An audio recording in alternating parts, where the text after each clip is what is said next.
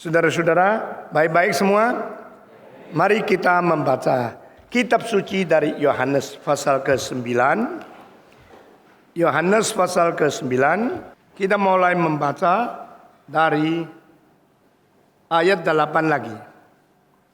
Yohanes 9 ayat 8. Tetapi tetangga-tetangganya dan mereka yang dulu mengenalnya sebagai pengemis berkata, bukankah dia ini yang selalu mengemis? Ada yang berkata, benar, dialah ini. Ada pula yang berkata, bukan, tetapi ia serupa dengan dia. Jarang ya orang yang mirip pengemis. Orang itu sendiri berkata, benar, aku itu. Kata mereka kepadanya, bagaimana matamu menjadi melek?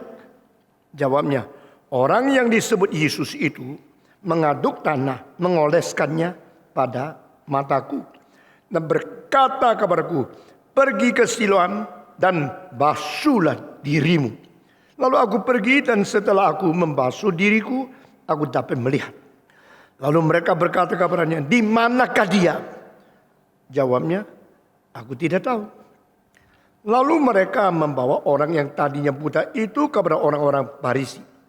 Adapun hari waktu Yesus mengadukan tanah dan memelekkan orang itu adalah hari Sabat. Karena itu orang-orang Farisi pun bertanya kepadanya, bagaimana matanya menjadi melek? Jawabnya, ia mengoleskan adukan tanah pada mataku, lalu aku membasuh diriku dan sekarang aku dapat melihat. Maka kata sebagian orang-orang Farisi itu, orang ini tidak datang dari Allah, sebab ia tidak memelihara hari Sabat. Sebagian pula berkata, bagaimanakah seorang berdosa dapat membuat mujizat yang demikian? Maka timbullah pertentangan di antara mereka. Lalu kata mereka pula kepada orang buta itu, dan engkau, apakah katamu tentang dia? Karena ia telah memelekkan matamu. Jawabnya, ia adalah seorang nabi. Tetapi orang-orang Yahudi itu tidak percaya bahwa tadinya ia buta dan baru dapat melihat lagi. Sampai mereka memanggil orang tuanya. Mari kita membaca bersama-sama. Dan bertanya kepada mereka, inikah anakmu yang kamu katakan bahwa dia lahir buta? Kalau begitu bagaimanakah dia sekarang dapat melihat? Jawab orang tua itu, yang kami tahu ialah bahwa dia ini anak kami dan bahwa ia lahir buta. Tetapi bagaimana ia sekarang dapat melihat, kami tidak tahu. Dan siapa yang memelekkan matanya, kami tidak tahu juga. Tanyalah kepadanya sendiri. Ia sudah dewasa, ia dapat berkata-kata untuk dirinya sendiri. Saya membaca, orang tuanya berkata demikian karena mereka takut kepada orang-orang Yahudi. Sebab orang-orang Yahudi itu telah sepakat bahwa setiap orang yang mengaku dia sebagai Mesias akan dikucilkan. Itulah sebabnya.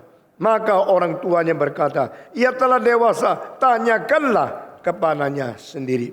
Sampai di sini pembacaan kitab suci. Ini kita bicara tentang mujizat yang dilakukan Yesus untuk menyembuhkan orang yang lahir buta sehingga dimelekkan matanya. Yang disembuhkan bukan orang penting, yang disembuhkan bukan kalangan atas, yang disembuhkan bukan orang di lapisan kaya, yang disembuhkan seorang pengemis. Siapa yang mau memperduli nasib seorang pengemis? Kalau orang kaya sakit sedikit, maka digigit nyamuk semua, bagaimana katelnya? Kalau orang pengemis mati ketabrakan, biar dialah susah cari peti mesti tombol duit. Ini masyarakat, ini dunia. Tapi Tuhan bukan demikian. Tuhan tidak memperlakukan manusia menurut lapisan masyarakat. Tuhan tidak menghadapi setiap orang sesuai ukuran dunia. Tuhan tidak melakukan penganugerahan kepada manusia karena akan membangkitkan jasa sendiri atau mendapatkan profit kembali. Alkitab mengatakan Yesus melihat Seorang, inilah orang adalah manusia yang dicipta menurut peta teladan Allah. Inilah manusia yang bernilai karena dicipta oleh Tuhan, serupa dengan Tuhan sendiri. Nah, orang ini boleh dilupakan oleh orang lain, tapi tidak dilupakan oleh Tuhan. Orang ini boleh diabaikan oleh masyarakat, tapi tidak diabaikan oleh Tuhan Sang Juru Selamat. That is the love of God, differentiated from the love of man. That is different standard of giving mercy, loving kindness to others. Because if you do not know the heart of God, you will never behave like Him. Yesus Kristus menyembuhkan, Yesus mengolehkan tanah dan ludah atas matanya dan suruh dia pergi basuh. Ini merupakan sesuatu dari diri Yesus Kristus yang dicampurkan dengan tanah, yang padahal manusia dicipta melalui tanah. Dan untuk membersihkan dia dan mengembalikan matanya menjadi orang normal. Dia taat, dia ikuti. Dia tidak tanya kenapa begini, kenapa begini. Dia patuh apa yang diperintahkan oleh Yesus. Apa yang dikatakan oleh Yesus, yang diperintahkan oleh Yesus selalu itu ilogis. Selalu unreasonable. Selalu kita mikir, tak ngerti kenapa begitu. Dan Martin Luther mengatakan there is no wise in the heart of the true believer. If you truly believe in Jesus, you need not to ask why. One day you will know what is done by Him is never wrong. Apa yang dikerjakan Tuhan tidak pernah salah. Engkau tidak perlu banyak tanya kenapa. Apakah kau kira otakmu sudah cukup matang bisa mengerti semua rencana Allah? Apakah kau kira rasiomu cukup matang, cukup pintar untuk menilai apa yang dikerjakan Tuhan? Tuhan jauh lebih tinggi dari kita. Tuhan mengerjakan apa? Tuhan perintahkan apa? Dan kalau kita taat dulu, pengetahuan yang benar akan diberikan kepada kita. Kita ragukan dulu, kita melawan dulu, semua berkat akan tidak menyusul lagi kepada kita. Seorang pengemis ini tidak mengerti kenapa pakai ludah, pakai tanah, menggoles dia. Kenapa mesti pergi cuci di Siloam, bukan di kamar mandi? Kenapa? Tidak tanya. Waktu dia taat, waktu dia jalankan, lihat langsung sembuh. Saudara masih ingat Naaman?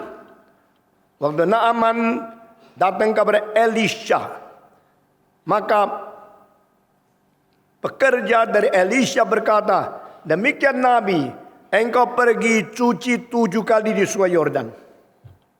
Engkau pergi celupkan dirimu di Sungai Yordan 7 kali, maka engkau akan bersih dari sakit kusta. Kenapa mesti Sungai Yordan?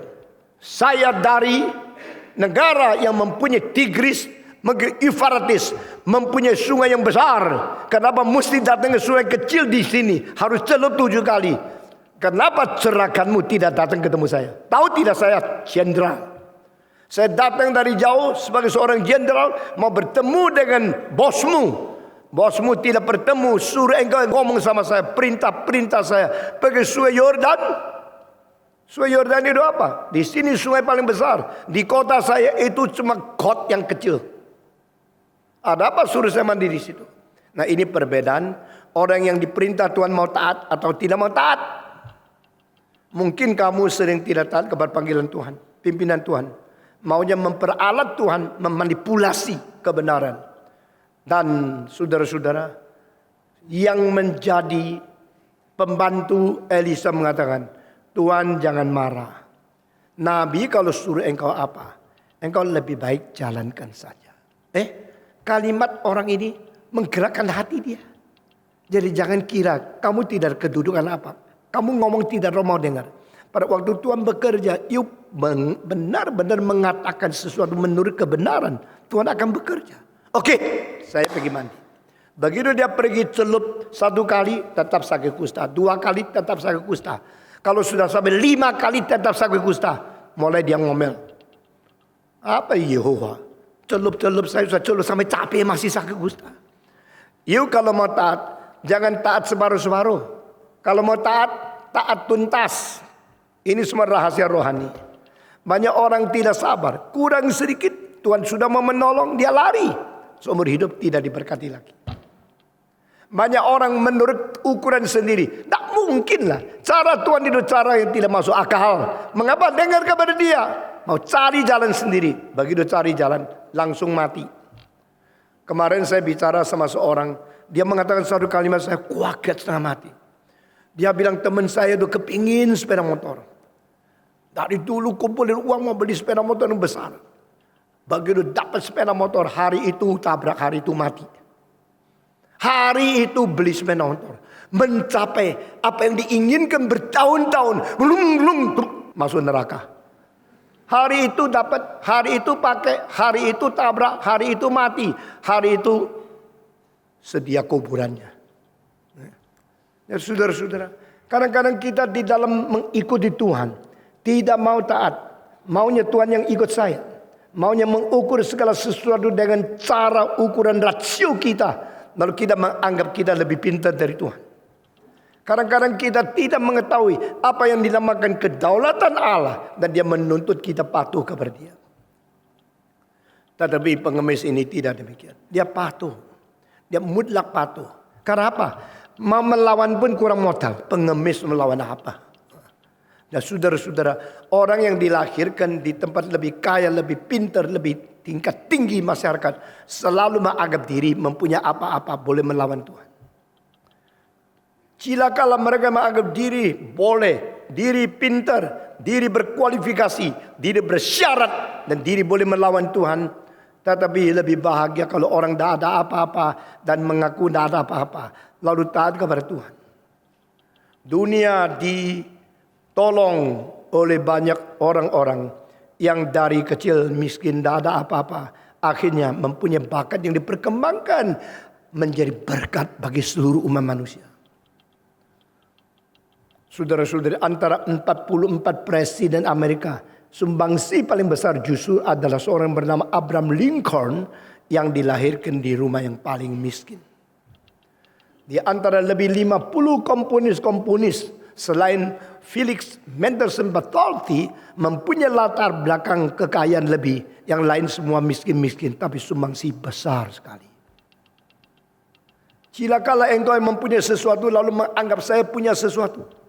Cilakalah engkau mempunyai kemampuan, mempunyai kebolehan, mempunyai syarat, mempunyai kondisi, lalu sadar engkau berkondisi dan bersyarat. Lebih bahagia mereka yang tidak mempunyai apa-apa tapi sadar tidak punya apa-apa. Lalu dari nol belajar step by step follow Jesus Christ. Pengemis ini adalah seorang yang tidak ada apa-apa.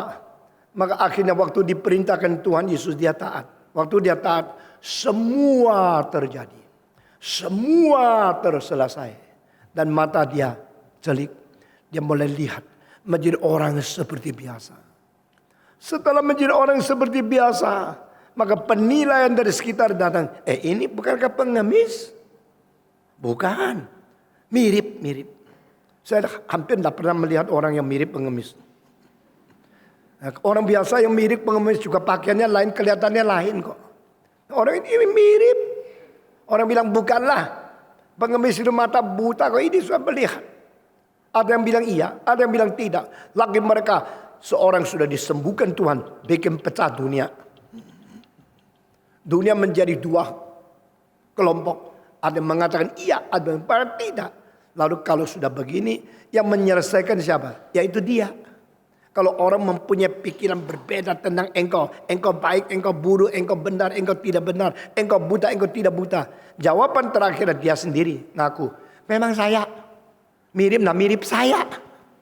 Saya dulu buta. Sekarang bisa lihat. Loh, lu kok bisa lihat? Tuh yang dulu pengemis itu. Betul, kamu. Betul, adalah aku. Sekarang aku melek. Loh kok bisa melek?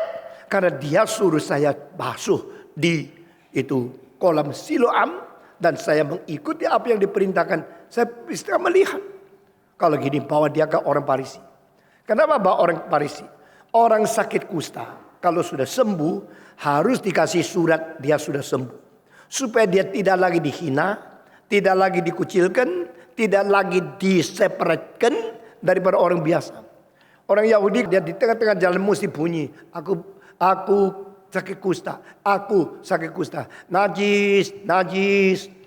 Begitu ya. Lalu orang-orang, ada orang najis. Semua pergi. Semua pergi dari dia supaya apa? Supaya tidak ditular kustanya. Nah ini adalah adat harus dijalankan. Tetapi kalau sakit kusta, takut dihina orang lain, sengaja diam-diam jalan-jalan dan ngomong najis. Ketahuan dipukul setengah mati. Lu kurang ajar, lu ingin menularkan penyakitmu kepada seluruh bangsa ya. Dipukul, bisa dihukum keras. Tetapi kalau dia betul-betul sudah sembuh, entah disembuhkan oleh obat, padahal waktu itu tidak ada obat, atau disembuhkan oleh Tuhan melalui mujizat, kalau betul-betul sembuh, maka harus dibawa kepada orang Farisi, dibawa kepada pimpinan agama, lalu diperiksa, diuji, akhirnya ternyata betul-betul sembuh, dikasih surat, dia boleh bergaul dengan siapapun karena dia sudah tidak lagi sakit kusta. Kalau orang ini buta sekarang sembuh, juga bawa dia dong. Bawa dia untuk buktikan, dicek betul-betul dia tidak buta lagi. Nah mungkin dia boleh bergaul kembali kepada orang-orang normal di dalam masyarakat. Waktu mereka membawa dia pergi orang Farisi dengan kata orang ini sudah tidak buta lagi. Karena ada mujizat yang terjadi. Ada yang menyembuhkan namanya Yesus. Yang memelekkan matanya dia. Mereka paling tidak mau terima yaitu nama Yesus. Mereka paling benci Yesus melakukan mujizat. Kenapa? Mujizat kan baik. Mujizat kan berarti Tuhan bekerja. Ini tanda-tandanya cara Tuhan bekerja, yaitu mujizat. Istilah mujizat artinya aslinya adalah tanda. The sign of God. The signature of God. Saudara-saudara, engkau tanda tangan membuktikan kau ada di situ. Kau berbagian, kau rela membuktikan dirimu di situ. Itu namanya tanda tangan.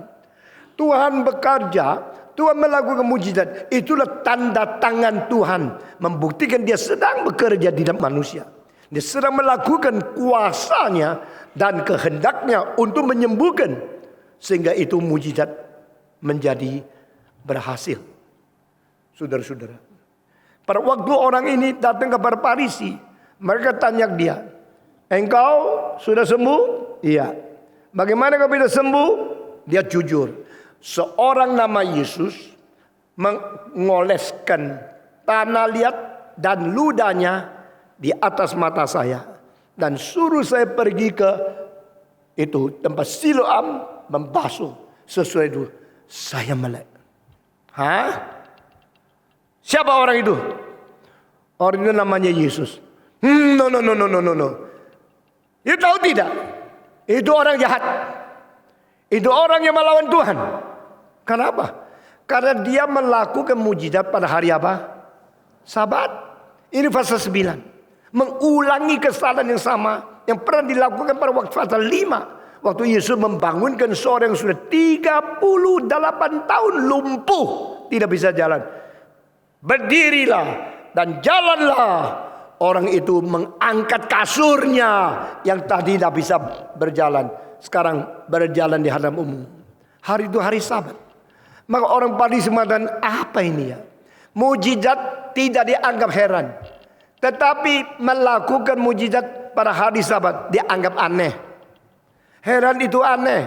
Tidak. Aneh itu heran? Juga tidak. Heran itu sesuatu di luar dugaan. Aneh juga di luar dugaan.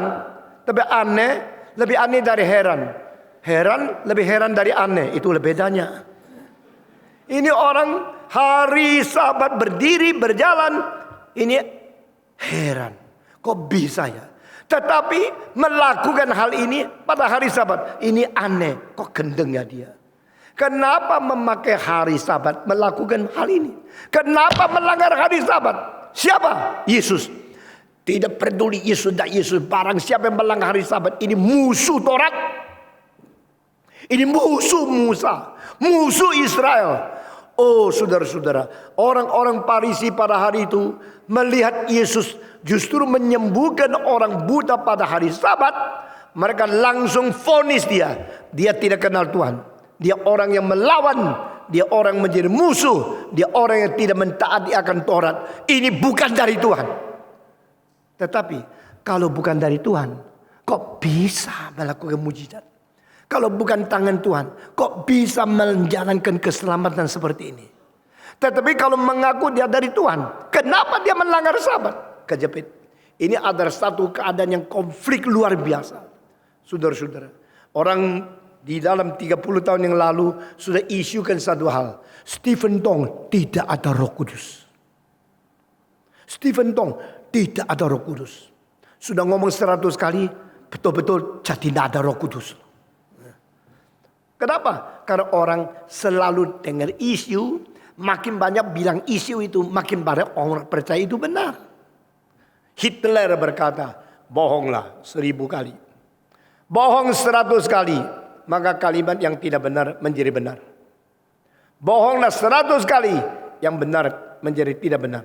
Karena orang sudah diberikan isu 100 kali. Pelan-pelan sudah dibingungkan, sudah dibius. Dan akhirnya pasti benar. Karena semua orang ngomong begitu kok. Satu hari pada waktu saya berkhotbah, salah seorang paling pintar dan paling hebat di dalam sejarah Indonesia di dalam bidang ekonomi bertobat. Hari itu saya sebagai hamba Tuhan khotbahnya keras sekali. Siapa di antara kamu anggap diri dia berdosa? Coba angkat tangan. Berani enggak? Siapa yang tidak pernah menipu nyonya? Ayo angkat tangan. Lalu dia lihat semua, tidak ada yang angkat tangan. Lalu dia sendiri bersaksi, saya juga tak berani angkat tangan. Karena memang saya pernah menipu nyonya. Saya tanya lagi, kau kira kamu orang baik? Karena kau pernah menolong orang miskin? Siapa di antara kamu yang dagang jujur pajak? Angkat tangan. Dia lihat lagi. 100 lebih. Tidak ada tangan satu. Dia juga tidak angkat tangan. Dia bilang itulah hari di dalam hidup saya pertama kali sadar saya memang tidak benar. Nah, sebenarnya kali itu mereka ke Ciloto mau membicara tentang perekonomian Indonesia sambil retreat. Tetapi tidak sangka pengkhotbahnya keras seperti ini. Hantam dosa dan bongkar kerusakan orang-orang kaya. Sampai mereka menjadi bingung ini. Datang ke sini tidak dipuji. Biasa pendeta ngomong enak-enak kepada orang kaya loh. Ini pendeta keras kayak begini. Mereka ada yang jengkel sekali. Ada yang benci sekali. Tapi ada orang mengatakan, jangan jengkel dulu. Ini hamba Tuhan loh. Kalau lu jengkel, Tuhan yang ngamuk, Tuhan yang jengkel balik cilaka kamu. Nah, pada hari ketiga, begitu saya bawa mobil dari Jakarta ke Ciloto, setelah habis khotbah pagi-pagi saya terbang dengan lebih 120. Sampai dinaik baru menjadi 70. Sampai di Ciloto, mereka sedang kebaktian terakhir. Nah, saya mengatakan, saya berkata kepada saudara, kitab suci lebih tinggi dari filsafat apapun. Dan engkau hari ini ambil keputusan menerima Tuhan Yesus. Dan orang di luar mengatakan, Pak Tong itu mempertobatkan orang penting, orang pintar, orang hebat di masyarakat. Lalu timbul dua kalimat. Kalimat pertama, dia ada Roh Kudus kok. Lalu dijawab, kalau ada Roh Kudus kok bisa mempertobatkan orang kaya begini? Orang Kristen dipecahkan menjadi dua kelompok. Sama seperti waktu Yesus Kristus membangkitkan dan mencelikkan mata orang buta. Orang Yahudi sekarang menjadi dua kelompok. Sekelompok dia pasti dari Allah. Kalau bukan dari Allah bagaimana mempunyai kekuatan? Bagaimana mungkin menyembuhkan? Kalau boleh mengatakan tidak mungkin dari Allah. Kalau dari Allah, kenapa dia melanggar hari Sabat? Kenapa tidak tunggu 24 jam sampai hari selanjutnya? Kenapa mesti pada hari Sabat? Ini sengaja melawan kitab suci. Karena Tuhan berkata kepada Israel, peliharalah hari Sabat baik-baik. Karena itulah hari yang saya kuduskan menjadi hari memberkati engkau. Jangan kerja apapun. Lalu kita mau tanya, Yesus kenapa mesti sengaja pakai hari Sabat? Yesus kenapa menyembuhkan orang sakit 38 tahun pada hari Sabat? Kenapa menimbulkan perpecahan, kebencian dan satu konflik yang besar antara orang Yahudi? Dia lakukan lagi sengaja pada pasal yang ke-9. Why? Just to understand. Saudara saya sudah memberikan jawaban pada waktu pasal ke-5. Yesus sengaja pakai hari Sabat untuk membuktikan orang Israel sudah salah tafsir apa arti hari Sabat. Yang mereka tekankan adalah harinya. Yang Alkitab tekankan adalah sabatnya.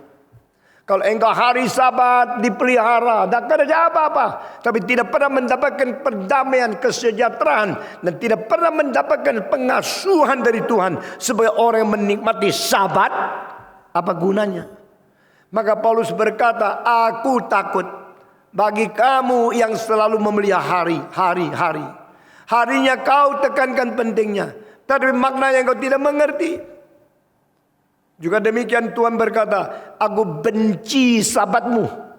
Aku benci dan bosan persembahanmu. Persembahanmu telah mengalirkan darah daripada lembu, dari domba, tapi hatimu tidak datang kepadaku. Tuhan tidak pentingkan laba, tidak pentingkan korban, tidak pentingkan daging yang dipersembahkan kepada Tuhan. Yang dia pentingkan, kau ngerti tidak apa artinya worship. To worship God means more than just to give offering to Him. Saudara-saudara sekalian, mari kita kembali ke pasal ini. Ini dia orang bisa menyembuhkan kamu, luar biasa. Tapi menyembuhkan dalam hari Sabat, luar biasa kurang ajarnya. Dia melawan Tuhan, dia melawan Sabat, dia pasti bukan dari Tuhan. Kalau bukan dari Tuhan, kenapa bisa menyembuhkan? Kalau dari Tuhan, mengapa melanggar hari Sabat? Dia pasti darah Roh Kudus. Kalau darah Roh Kudus, kenapa bisa mempertobatkan orang itu? Kalau dia ada Roh Kudus, kenapa tidak begitu? Mana Roh Kudusnya? Jadi orang itu telah menjadikan Roh Kudus bukan roh yang kudus, tapi itu Roh Kudus. Itu roh kuda, bukan Roh Kudus. Itu roh ayam. Ayam kalau dibunuh yang kejang-kejang seperti itu.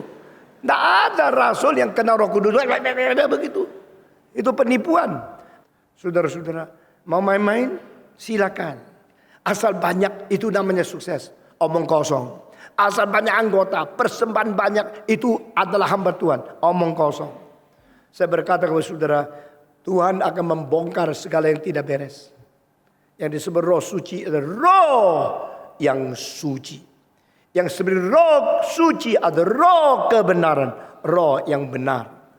Beritakanlah kebenaran, hiduplah sesuci mungkin, maka engkau buktikan engkau dipenuhi oleh Roh Kudus. Hidup tidak beres, keuangan tidak jujur, khotbahnya muluk-muluk, itu penipu yang berpidato dengan fasilitas yang hebat. Saudara-saudara, dia kalau dari Tuhan, kenapa hari Sabat dilanggar? Dia kalau bukan dari Tuhan, kenapa bisa menyembuhkan orang yang sudah sakit buta sejak lahir? Mereka mulai bertengkar. Lalu ini bawa dia datang. Oke, tidak usah banyak bicara. Kaukah orang pengemis yang buta sejak lahir? Iya. Kenapa kau bisa lihat? Karena ada seorang namanya Yesus mengoleskan tanah ke mataku, suruh saya pergi basuh. Setelah aku pergi basuh, langsung melek dan sudah lihat. Tahu tidak? Orang itu bukan dari Tuhan. Loh, vonis. Langsung vonis. Dia sembuhkan kamu, itu satu fakta. Tapi dia melanggar hukum, itu juga satu fakta. Karena dia melanggar hukum, bukti dia bukan orang Tuhan Allah. Dia bukan dari Tuhan. Dia bukan dikirim dari Tuhan. Lalu orang buta ini menjawab. Menjawab apa? Dia orang dari Tuhan, tidak dari Tuhan. Saya tak tahu. Tapi saya tahu dia telah mengoles dan telah menyembuhkan saya. Kalau begini, menurut kamu siapa dia? Dia nabi. Jadi ini sekarang orang pengemis ini mengajar kepada profesor teologi. Lu udah tahu dia nabi ya? Nggak tahu. Mana mungkin nabi? Melanggar hukum. Jadi ini orang lapisan paling rendah. Pengemis. Orang buta paling dihina. Mengerti Yesus lebih tepat dari teolog-teolog yang tidak ngerti Yesus. Saudara-saudara. Ini orang-orang Farisi mengatakan dia pasti bukan dari Tuhan. Kalau dari Tuhan tak mungkin melanggar hukum. Melanggar hari Sabat. Itu sebab dia menyembuhkan. Tetapi dia bukan dari Tuhan. Lalu orang miskin ini. Pengemis mengatakan heran ya. Dia menyembuhkan tetap bukan dari Tuhan. Dari mana? Lu coba pikir. Berarti teolog-teolog tak ada pikirannya. Lu sekolah apa lu? Kurang ajar ya. Ini pengemis mendidik profesor. Profesor kalau diajarkan oleh orang lain, mereka rasa benci sekali. Kecuali profesornya profesor baru boleh menasihati aku. Kamu menasihati aku? Siapa kamu? Saudara-saudara, konflik ini terjadi. Di sini saya melihat satu gambaran yang indah sekali. Di hadapan mata Tuhan tidak ada hak istimewa. Di hadapan mata Tuhan tidak ada kelompok-kelompok yang mempunyai hak monopoli. Saya pendeta, maka apa yang saya katakan pasti betul. Engkau belum pernah belajar teologi, engkau pasti tidak mempunyai pengertian teologi. Engkau tidak usah ngomong. Siapa yang harus ngomong? Ngomong tentang apa? Saya tidak berarti tidak usah belajar teologi.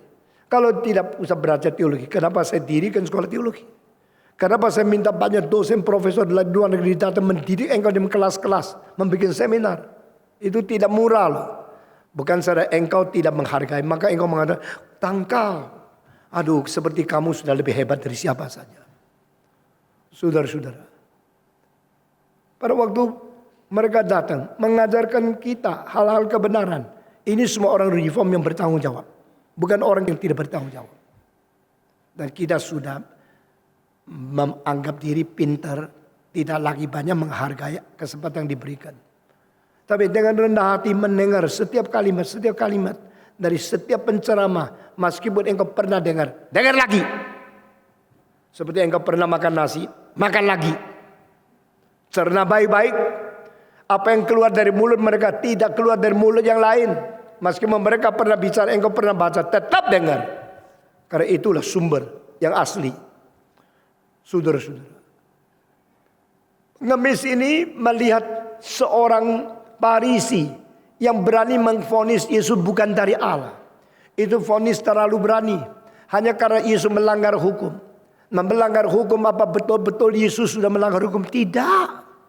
Yesus memakai hari Sabat melakukan mujizat untuk membuktikan bahwa Sabat itu ada hari berkat Tuhan. Coba lihat. Aku menetapkan hari Sabat. Dari hari ini akan memberi berkat kepada umatku. The day of blessing. Menyembuhkan orang itu blessing tidak? Jawab. Membangkitkan orang timpang itu blessing tidak? Blessing. Kenapa the day of blessing Christ must not bless others? Kenapa hari yang memberi berkat Allah memberi berkat pada hari itu engkau anggap dia melanggar hukum? Karena hatinya sudah kaku, pikirannya sudah rusak, dan tafsir Alkitab sudah diarahkan kepada satu paradigma yang salah. Barang siapa melanggar hukum bukan dari Tuhan, itu musuh dan kita harus melawan dia. Padahal Yesus Kristus pernah menjawab, siapa di antara kamu sapinya kecegur di sawah atau di pitch, ada di kot, engkau bilang aduh cilaka, ini hari Sabat. Oke sapi, tunggu besok ya. Karena hari Sabat saya tidak melayani, saya tidak membantu kamu. Nanti besok pagi saya datang kembali tarik engkau keluar. Sapi bilang, ya sudahlah taati Tuhan, jangan kau beri saya. Saya sakit di sini 1 hari, baru ditarik keluar. Tidak ada, langsung ditarik. Sapi, mahal loh sapi. Ya, sapi itu gemuk gede. Ya, kalau tikus ya mati aja, tidak apa-apa. Ini sapi. Ini sapi kalau saya bisa bekerja di sawah, ini menguntungkan kita. Bersangkut paut dengan hasil kita begitu banyak. Mana boleh biarkan dia mati. Hari Sabat menolong. Tidak apa-apa. Kenapa? Hari Sabat hari berkat. Hari Sabat hari memberi bahagia kepada orang lain. Yesus langgar hari Sabat apa? Yesus pada hari Sabat menyembuhkan orang. Dan engkau mesti tahu, tidak pernah ada dokter bisa membangunkan orang yang sudah sakit 38 tahun. Jangan bilang 38 tahun. Kamu yang hamil, lalu susah melahirkan. Sesudah lahirkan lemah tubuh, tidak bisa bangun. Karena seluruh kalsium, seluruh tubuh sudah lemah. Lalu engkau harus baring di situ 38 hari. Kalau perempuan melahirkan 38 hari tidak bangun, lalu suruh bangun, coba jalan. Rumah akan koyang-koyang. Dansa dengan kamu. Engkau tidak tahu sekarang ini timur atau barat. Akhirnya engkau bilang, baring lagi aja 38 hari lagi. Membangunkan orang yang sudah tidur 38 hari. Tak gampang. Dan kakinya kepeng menjadi bundar. Karena dulu sudah injak-injak menjadi kepeng. Karena sudah tidak berdiri terus tebal dagingnya sini. Waktu bangun jadi ombak. Jadi bundar. Tidak bisa berdiri baik. Apalagi 38 tahun. 38 tahun itu ada 38 kali 365 dikali 24 kali 60 kali 60 detik. Coba hitung berapa banyak. 38 tahun kali 365 kali 60 kali 24 kali 60 lagi.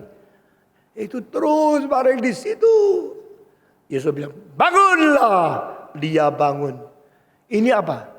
Ini mujizat yang tak pernah ada di dalam sejarah. Never happen. No one can do it. This is so rare. Rarest in the world. Rarest, no record in the history of the world. For thousands of years. Not even one medical doctor can raise up a man who had lied down for 38 years to stand up, to walk. Jadi kalau engkau sadar, inilah yang paling langka. Tidak pernah terjadi. Sekarang betul-betul terjadi. Engkau mesti lutut, ya Tuhan. Engkau adalah Allah yang jelma menjadi manusia. Bukan saja tidak kagum, tidak respect, tidak menghargai. Malah mengatakan, engkau bukan dari Allah. Karena engkau melanggar hukum. Itu namanya ahli Taurat. Ahli Taurat adalah ahli yang menyelewengkan Taurat. Ahli Taurat adalah ahli untuk menselingkuhkan arti sesungguhnya Taurat. Ahli Taurat menjadi ahli untuk melawan Tuhan. Menjadi ahli yang mengkucilkan Tuhan. Tetapi Yesus diam aja. Yesus tidak balas dendam. Yesus tidak menghakimi. Biar mereka semau dewe. Tetapi Yesus melakukan satu kali lagi pada hari Sabat. Mencelikkan mata orang buta sejak lahir. Apa artinya sejak lahir? Nah mungkin disembuhkan. Karena dia bukan dari tadinya sempurna menjadi rusak. Sekarang kembali kabar kesempurnaannya. Bukan. Tidak pernah lihat kok. Orang tidak pernah lihat. Sejak lahir tidak pernah lihat. Dari rahim sudah buta. Lalu bagaimana disembuhkan? Sembuh berarti kembali sehat asli. Itu namanya sembuh. Tapi kalau buta menjadi lihat. Itu kecuali creating power. Ini kuasa penciptaan. Kuasa hidup yang belum pernah dimiliki. Sekarang dikasih kepada dia secara anugerah. Saudara-saudara. Kalau Yesus bukan Allah. Dia tidak mungkin melakukan mujizat. Kalau Yesus bukan Allah. Lebih tidak mungkin membuat orang tidak pernah lihat menjadi bisa lihat. Itu a power of creativity. A power of the creator. Jika Yesus bukan pencipta, tak mungkin menciptakan kemungkinan itu. Kalau Yesus bukan pencipta, tak mungkin membuat orang yang buta menjadi bisa lihat. Itu bukan sesuatu yang tadinya rusak terus dikembalikan. Itu artinya tidak ada sekarang diberi ada. Creatio ex nihilo. Menciptakan dari tidak ada menjadi ada. Itu selain Tuhan siapa? Mereka kalau tahu ini tidak pernah loh. Dari dunia diciptakan sampai hari ini. Tak pernah mendengar seorang buta itu bisa lihat. Mesti mereka berlutut. Mereka sembah sujud. Dan mereka gemetar mengatakan, you are God. Please show us. What should we do? Because you are God living among men. You are incarnated God living in the midst of us. How should we worship you? How should we adore you? How should we thank to you? Show us, reveal us your will, God. Mereka bukan saja tidak respect, tidak menyembah. Tetapi mereka menjadi kurang ajar sekali. Bukan dari Allah. Karena engkau melanggar hukum. Yesus melanggar hukum. Yesus melanggar hari Sabat. Yesus memakai hari Sabat menjadi sumber berkat. Yesus mempergunakan hari Sabat menjadi peristirahatan, berhenti dari pergumulan yang tidak perlu. Bagi engkau bergumul di dalam kemiskinan, bergumul di dalam banyak hal, mungkin cinta, mungkin pacaran gagal, mungkin engkau terus beli lotre tak kena-kena, itu pergumulanmu yang tak perlu. Tapi orang yang bergumul tak pernah lihat apa yang ngomong oleh orang lain, cuma diimingi. Lalu dipikir, dibayangkan, tapi tidak pernah tahu. Sampai Tuhan Yesus bilang, engkau lihatlah. Waktu dia celik, dia pertama kali hidup mengalami apa namanya sentosa. Tidak pernah perlu bergumul lagi. Sudah tenang. Sudah mendapatkan ketenangan jiwa. Nah, saya sekarang bisa lihat seperti orang lain. This is the first time of my seeing. This is the first experience of my eyesight. This is the rest of my soul, the peace and the hope of my spirit. From this day on, I can see. This day on, from this moment on, I'm equal to others. From this day on, I can go to walk, to sit, to stand, to go to any places just like others, so free, so enjoy. Saya boleh menikmati kesejahteraan. Saya boleh menikmati keistirahatan jiwa karena saya sudah menjadi orang biasa bisa melihat. Itu namanya hari Sabat. Sabat berarti lepas dari pergumulan dan peperangan, mulai mengalami perhentian di dalam anugerah Tuhan. Itu hari Sabat. Sabat bukan harinya 24 jam tak boleh kerja apa-apa. Sabat adalah di dalam jiwamu mengalami kesejahteraan. Tuhan hadir, Tuhan beserta, dan Tuhan memberikan pengasuhan, peristirahatan. The peace is given to you. And that is the true meaning of Sabbath. Yesus melakukan hal itu melawan Tuhan? Tidak. Yesus melanggar hukum? Tidak. Yesus sengaja menjadi musuh orang Yahudi? Tidak. Yesus justru menyatakan apa yang disalah mengerti oleh orang Yahudi. Yesus dulu mengkoreksi kembali apa yang sudah diselewengkan oleh orang Farisi Yahudi. Yesus sebenarnya mengembalikan mereka melihat, oh begitu. Kalau begitu hari Sabat bukan harinya yang dipentingkan, Sabatnya yang dipentingkan. Kalau Sabat yang dipentingkan, Sabat adalah ditentukan oleh Tuhan menjadi hari memberi berkat.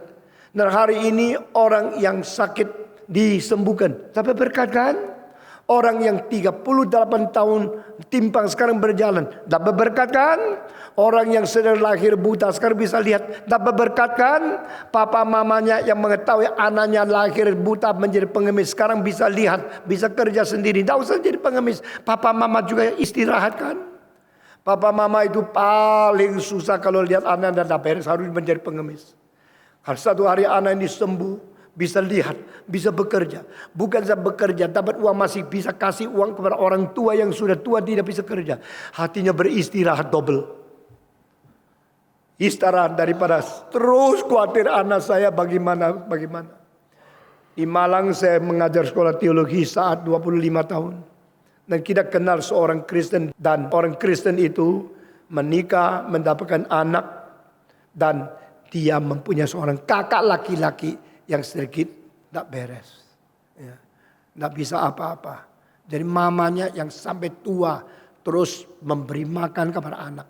Sampai anak itu umur 55, mamanya masih ada. Dan tidak bisa nikah. Kan tidak ada perempuan mau nikah sama dia. Dan dia kepingin sekali seorang suster yang cantik sekali. Padahal dia tidak karu-karuan.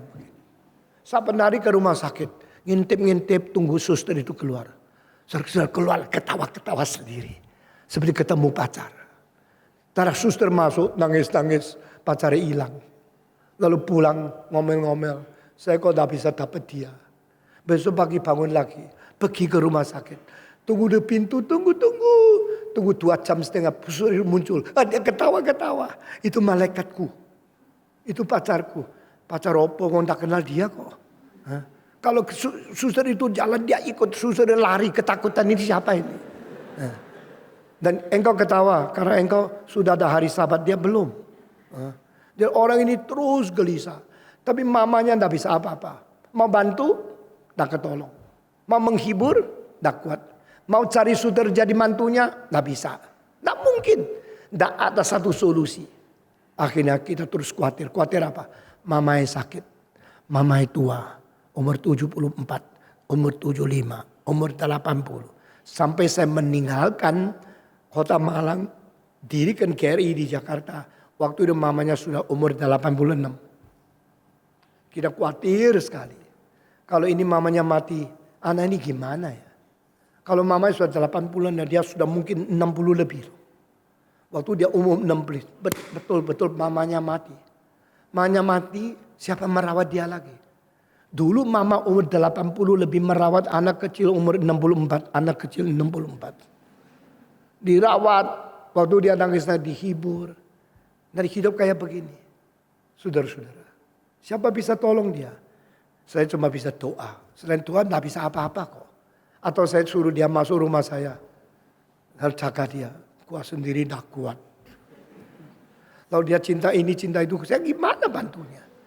Nah, saya cuma takut kalau adiknya usir dia. Tidak mau dia di rumah itu lagi. Adiknya tetap baik-baik. Adiknya tetap terima dia. Nah ini satu salib dari keluarga itu. Tidak ngerti. Saudara-saudara. Nah you lihat ya kalau orang tua melihat anaknya sakit buta. Lalu terus umur hidup khawatir anak ini. Kalau saya masih hidup saya boleh menjaga dia. Sudah pergi pengemis pulang saya kasih makan. Tapi kalau saya sudah mati siapa yang meneruskan? Ini pergumulan yang berat sekali. Orang Tionghoa mengatakan setiap keluarga ada kitab yang sulit dibaca. Jia都有一本难念的经. Ayo ikut 1, 2, 3. Every family has a very difficult Bible to read. Setiap rumah tangga ada kitab yang sulit dibaca. Setiap keluarga ada air mata pengeluhan tidak ngerti oleh orang lain. Tapi waktu keluar semua dandan baik-baik. Pakai baju yang rapi. Selamat siang, selamat sore. Sampai dipulang mulai lagi. Karena di rumah itu tempat privat. Tempat eksklusif. Susah sengsara. Tanggung sendiri. Tidak kasih tahu sama orang lain. Orang tua daripada anak yang sakit buta ini. Betul-betul mengalami pengasuhan hari Sabat. The day when Jesus Christ healed his son.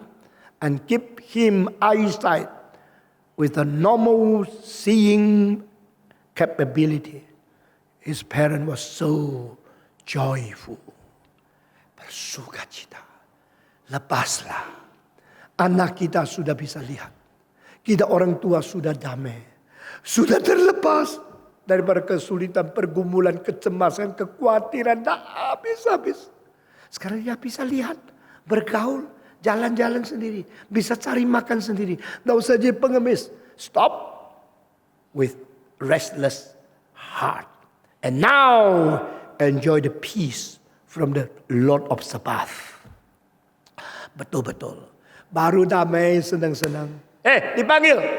Siapa yang panggil? Polisi. Bukan. Bukan polisi, tapi Parisi. Sama sinya. Wah, dipanggil Parisi. Mau diapain ya? Ini ada satu hal yang penting baru Parisi panggil orang biasa. Sampai di situ. Coba lihat siapa ini?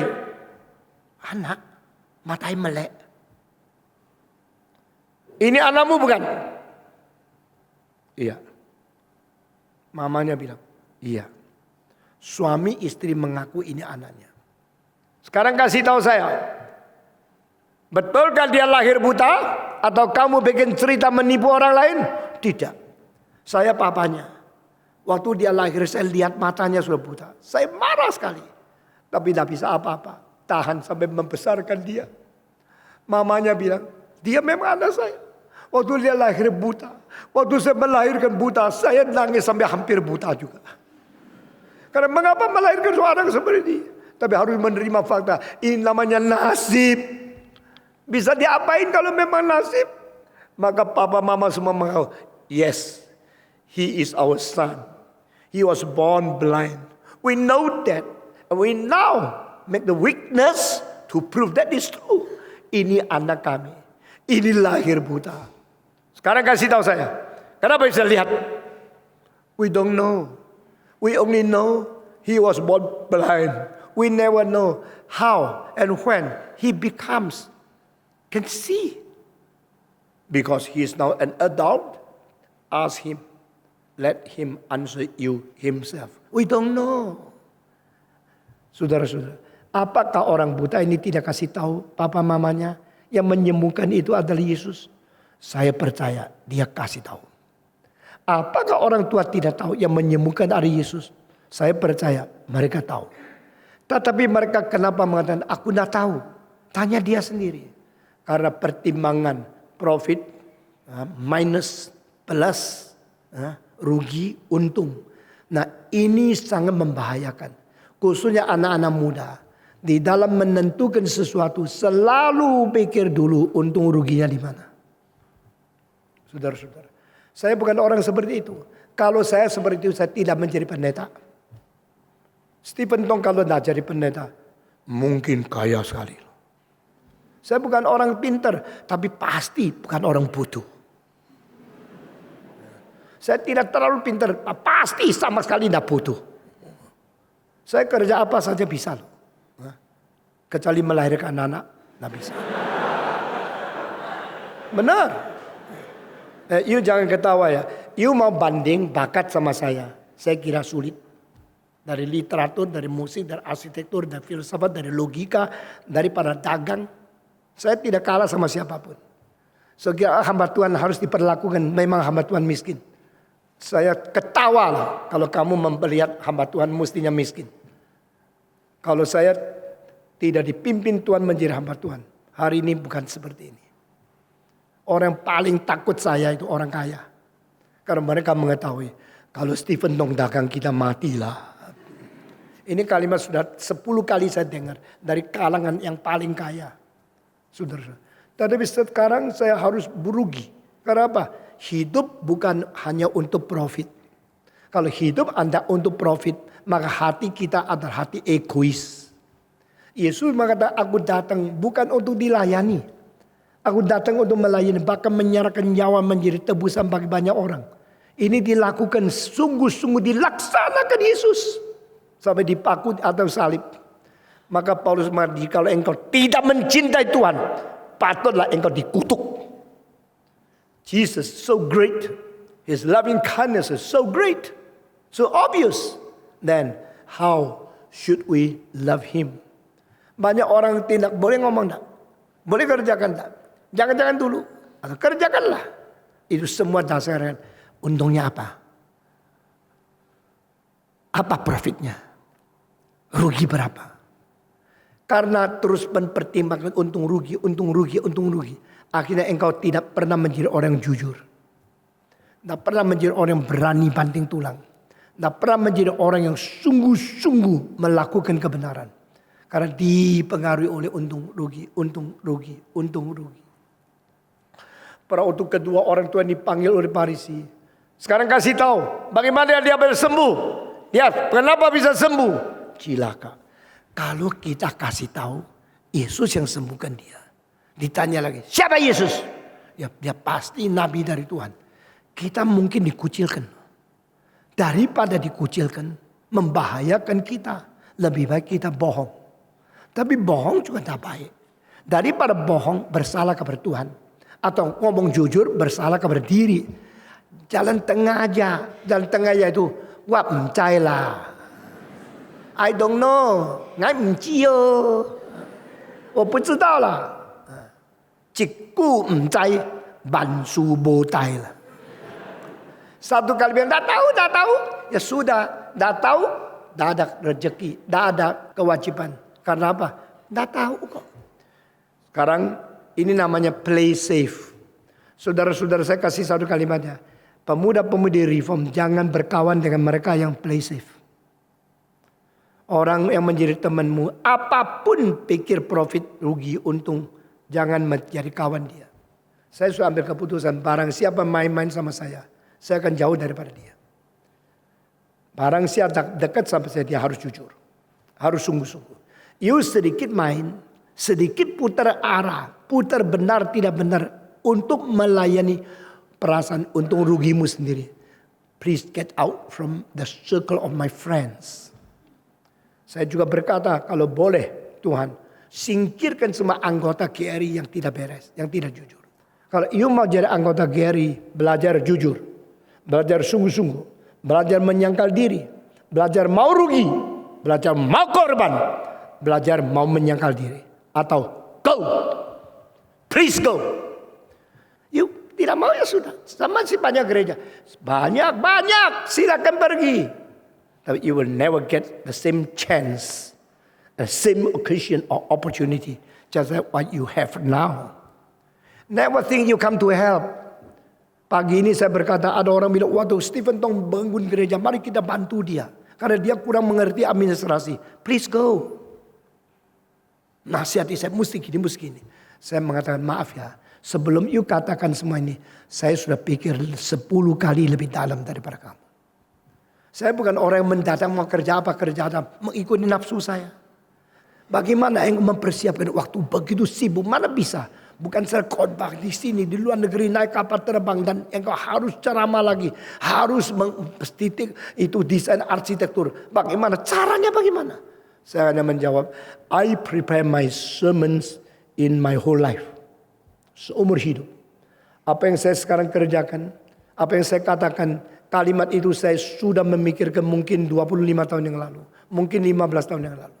Selalu memikirkan segala sesuatu pada saat perlu. Langsung saya membentuk, lalu menjadi satu sermon keluar. Untuk menghadapi kesulitan. The way I preach, the way I prepare, the way I equip myself is not as what you think. Not just like the routine task of the routine people. Saudara-saudara. Maka pada waktu Yesus Kristus ditanya. Tahu tidak dia bukan dari Allah. Orang tua ini semua tidak mau tanggung jawab. Semua orang pintar. Tidak mau tanggung jawab, mau profit. Mau damai, mau untung. Mau sejahtera, mau harmonis. Tapi tidak mau pikul salib. Saya berkata kepada saudara. Never be the friends of those who always make profit, minded, oriented in the market and profit. Kalau seseorang yang hanya pikir untung rugi sendiri, saya tidak akan menjadi kawan dia.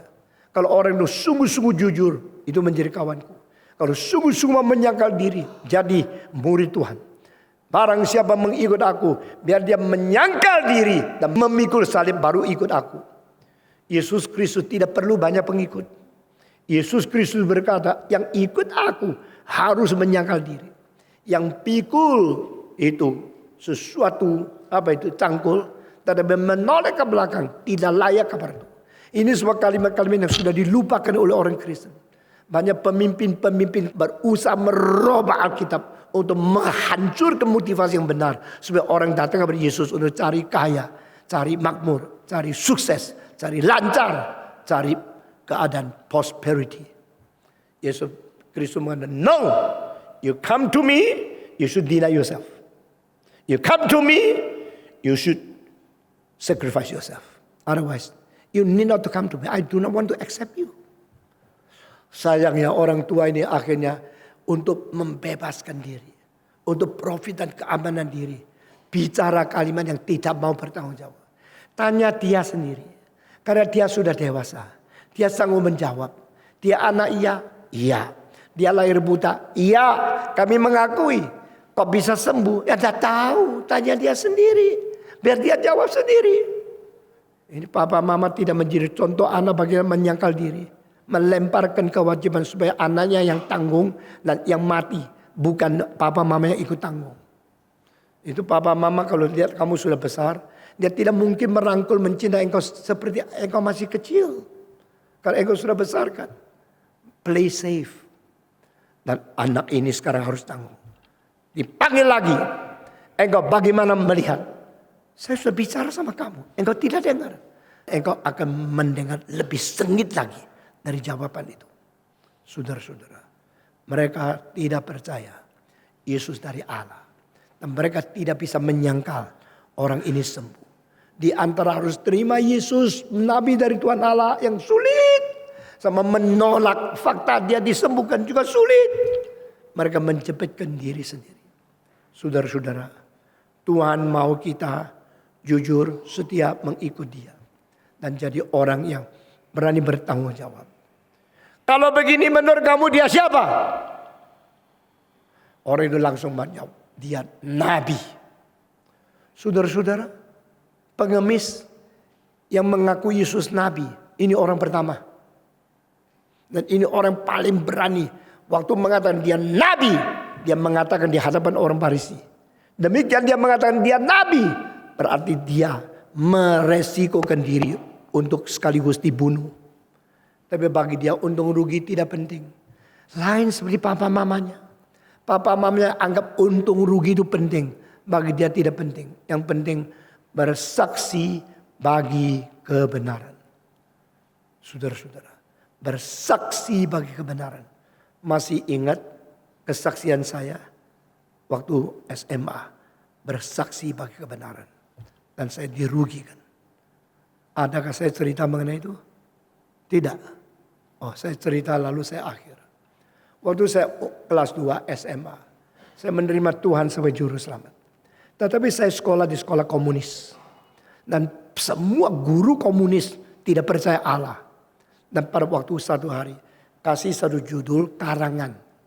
Truth will finally get a victory. Kebenaran pasti akhirnya menang.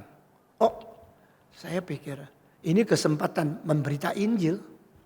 Karena Yesus mengatakan aku kebenaran. Yesus pasti menang. Terus saya mulai menulis.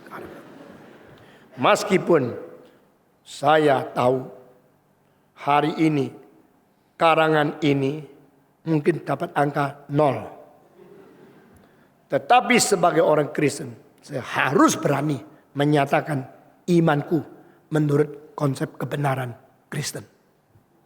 Saya mulai tulis itu. Itu namanya introduction. Sudah introduction, saya mau uraikan itu evolusi berapa salah. Dan terus menulis sampai akhir. Di luar dugaan, Tuhan pimpin. Di dalam 2 jam saya selesaikan 9 lembar. 9 lembar bahasa Tionghoa itu banyak loh. Kalau Indonesia itu sedikit loh. Karena panjang evolusi. Wah, kalimatnya panjang. Itu tulisan 3 huruf sudah evolusi. Saya khotbah di Thailand. Jin Hua Lun. 3 istilah. Jin Hua Lun itu evolusi. Terjemahnya. Saya sampai tunggu. Kok tak habis-habis ya. Mulut saya. Kalimat kedua tidak bisa keluar. Sudah selesai saya turun. Lu tadi ngomong apa lu ayo. Panjangnya. Saya bilang evolution. Dia bilang betul. Saya mental saya pakai jitang. Bapaknya betul gitu. Itu evolusi dalam bahasa Thailand. Saya bilang coba lagi pelan seri. Saya utuh. Silabelnya 13. Pikir sesuatu panjang. Kalau saya cepat sekali. Saya baca lebih cepat daripada keluarkan suara. 50 huruf langsung masuk. Langsung saya tahu apa itu. Tapi kalau baca perlu waktu. Kalau diterjemahkan perlu waktu. Saudara-saudara. Nah, saya rasa ini kok panjang sekali. Nah saudara-saudara. Engkau dengar ya. Maka waktu saya muda. Saya sudah tahu. Kristen melawan ateisme. Evolusi. Materialisme. Melawan akan komunisme. Sekolah saya sekolah komunisme. Guru saya guru ateisme. Dosen-dosen saya semua itu evolusionisme. Saya memaparkan semua kesalahan mereka. Dengan cepat. 9 halaman dalam 2 jam selesai. Saya langsung serahkan. Nah, yang duduk di sebelah saya itu kepala kelas. Dipanggil. Ini nama Stephen Tong. Menulis 9 halaman. Semua melawan komunisme. Semua melawan evolusi. Ini apa ini? Dia dapat dari buku mana? Dia copy dari buku mana? Betulkah dia serahkan dalam 2 jam? 9 halaman? Pakai banyak buku untuk menjadi referensi? Tidak. Saya duduk di sebelahnya. Dia 2 jam terus tulis. Akhir selesai serahkan. Teng-teng saya kasihkan guru. Dia orang kepalanya yang tidak gatal. Garu-garu terus. Panggil dia datang sini. Saya dipanggil. Waktu saya dipanggil cilaka ini. Guru tidak puas ya. Ini saya punya karya. Sekarang mungkin dikasih angka 0. Atau angka berapa saya tidak tahu. Tapi puji Tuhan. Karena saya tulis. Mungkin kali ini saya dapat 0. Dia tidak berani kasih 0. Benar. Dia kasih berapa? 62. Aduh biasanya saya tulis 2 halaman sudah 85. 9 halaman sudah 189.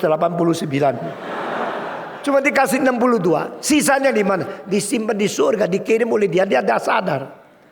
Lalu dia panggil, you yang tulis ini ya? Iya. You bertanggung jawab. bertanggung jawab. Ini kepercayaanmu, kepercayaanku. You kira you pintar ya? Tidak, saya kira Tuhan yang pintar. Apa itu Tuhan? Yaitu Tuhan. Sekarang jawab. Lalu dia tantang saya. Wah, ceritanya seru sekali, mau dengar? Kamu bilang di antara 9, 8, 7 syarat ini di dalam bagian ini, bagian itu. Yang engkau lawan ateisme, engkau komunis, engkau melawan materialisme, engkau melawan itu evolusi. Di dalam ada satu butir. Manusia boleh hidup dengan minum susu sapi. Tetapi manusia bayi tidak bisa hidup dengan minum susu monyet. Maka ini membuktikan manusia bukan dari monyet. Betul kau tahu dari sini? Saya bilang, betul. Sekarang jawab ya. Kalau manusia tidak bisa minum susu monyet, maka bukan dari monyet. Tapi boleh minum susu dari sapi. Apakah engkau juga mengaku manusia dari sapi? Pinter juga ya gurunya ya. Wah, gua bilang gila kak. Ini mau membela bagi Tuhan Yesus, tapi Alkitab tidak tulis. Gimana ya? Tapi ada satu ayat Yesus bilang, waktu kau dipanggil kepada orang-orang di dalam pemerintahan, jangan khawatir jawab apa.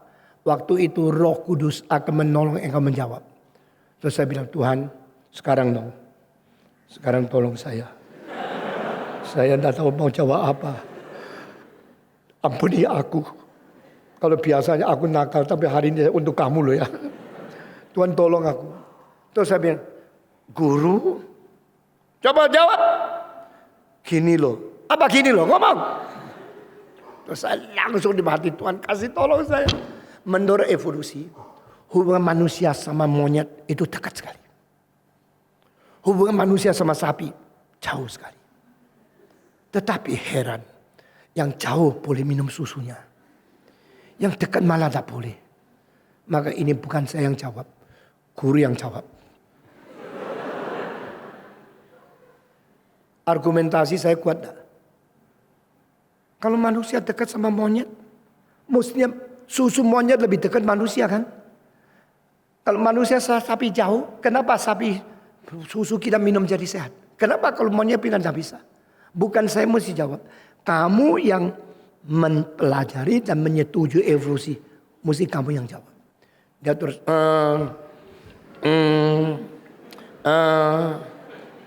saya terus hitung,